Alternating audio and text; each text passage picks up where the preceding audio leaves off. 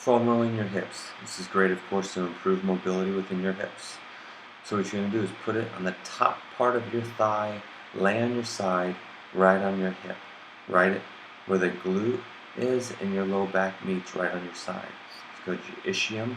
And so you're going to roll just in a 1 and 2 inch motions, up and down, really trying to relieve the tension within the muscles. You're going to rotate your body from side to side, your hips around, until you find any tight, tender areas. If they're very tight, it's probably a trigger point, so you want to just hang out there. Just let it relax. Breathe in through your nose, out through your mouth, feeling all that tension relieve from your body.